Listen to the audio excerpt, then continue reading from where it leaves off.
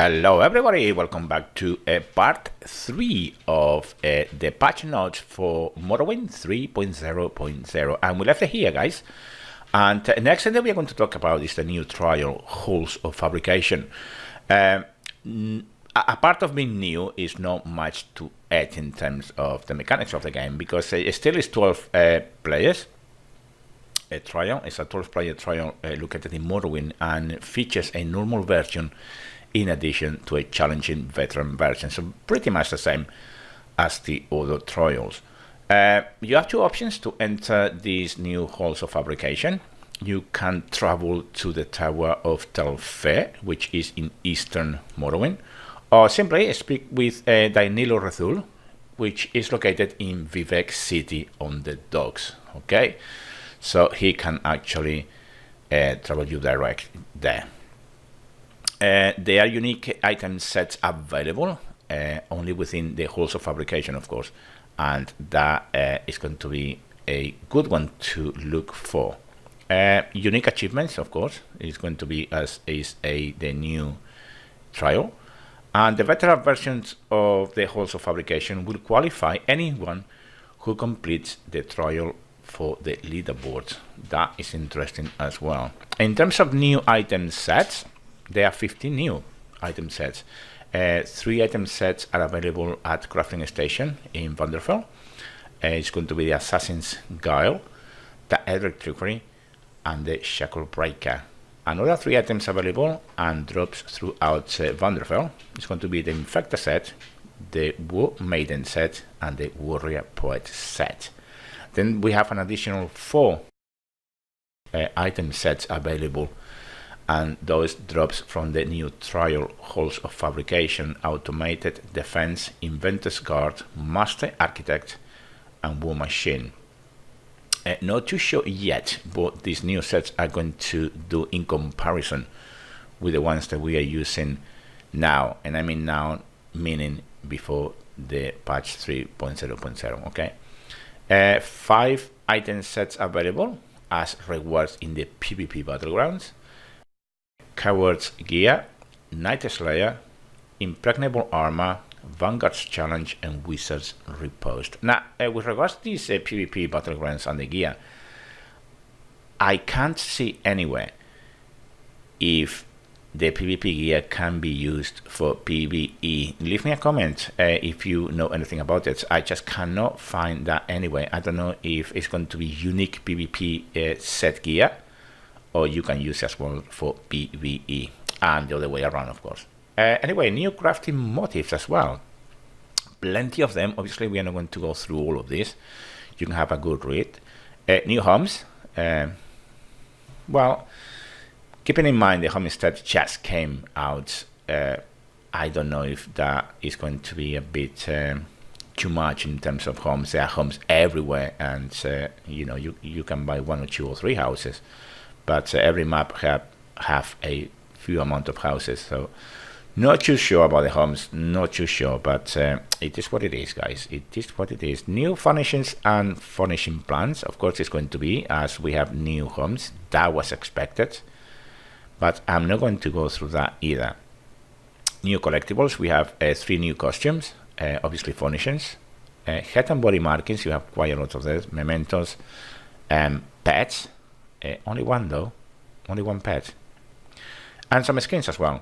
We are going to have new titles, new dice, and I'm pretty sure that is going to be a lot to do with fishing.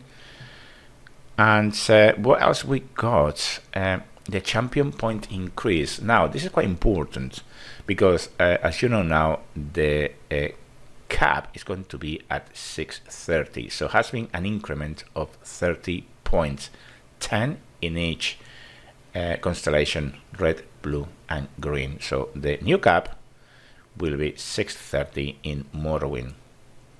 Now, they have done some rebalancing, as you can see. They said it has undergone a significant rebalancing in that update. A stronger, more useful passives have had their maximum values reduced, while weaker ones, more niche passives, have had their maximum values increased. I'm not too sure about this one, really. They have very obviously nerfed quite a lot of things, and we will see that in a second. So all passive values are now significantly more front-loaded and have much greater diminishing returns as you invest an increasing number of points into them. So the overall goal of these chances is to improve the balance and diversity of champion point picks, while also raising the power flow so that those with less champion points will be more effective. Not too sure about these guys. Leave me a comment, see what you think. I'm not too sure. Skill lines, unlocking.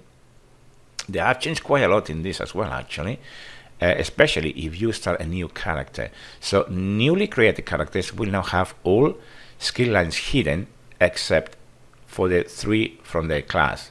So the aim of they doing this is to improve a new player's experience by reducing the initial number of skill line choices to a more manageable number. But I can't see why that will happen. It's just not difficult at all to managing the skill lines as they are now.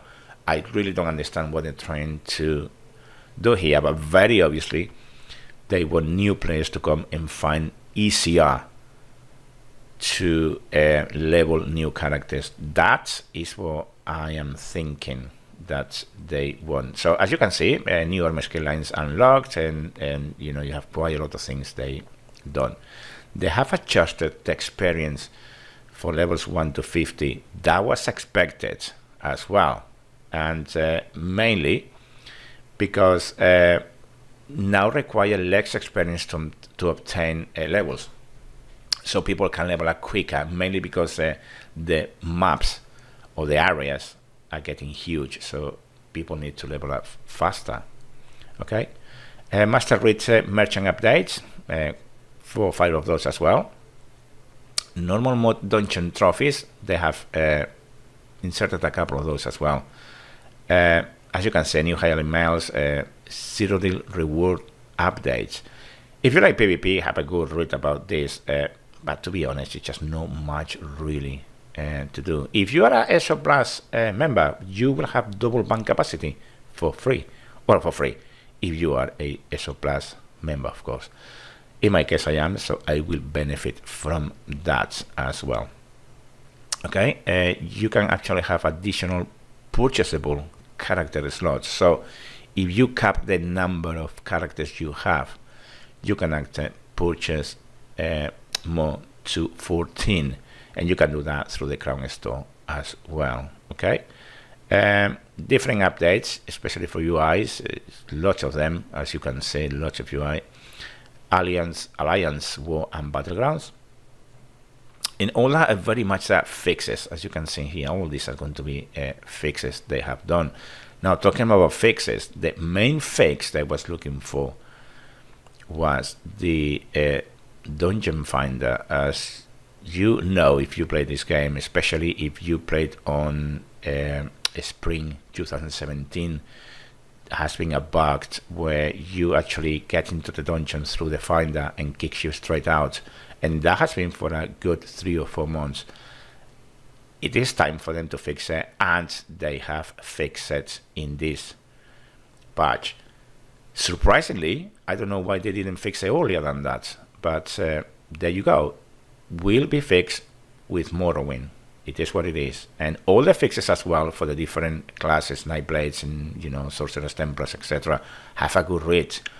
I think today we are going to wrap it up in here, and because this can go forever. But the main points of this update we have mentioned as well. So the champion system rebalancing, this is an important one. So the champion system has received 3 major rebalancing efforts in this update. They have categorized and standardized the 100-point values. They have made the passive values more front-loaded, and they have adjusted and redesigned several passes, so there is now a counter to each major category of champion passives. Okay. Again, have a good read about this because obviously it will affect you if you've been playing this game for some time, especially if obviously you have leveled a character. If you are just new to the game watching this vid, don't worry too much about it because you will start from scratch, so it doesn't really impact you very much. Okay, what else we got? This is all the fixes. Still, look at how many things they fix. It's incredible, and it makes you wonder how we have been able to play with not much of issues really, when they have so many fixes that they have done in this Morrowind patch 3.0.0. Okay, and that is going to be very much it, guys. Overall, I welcome this patch. I really do. There are going to be new things coming in, new dynamics of the games, and I think that's important as well to know that they're trying to change a bit the dynamics, so it changes the play style for everyone at the same time. It doesn't get boring like other MMOs that go for years with the same mechanics. So that's it, guys. Number 3 is done. This is the last of my updates for this patch. I hope you enjoyed the video. Please comment, subscribe and like, and I will see you in the next episode. Until then, take great care.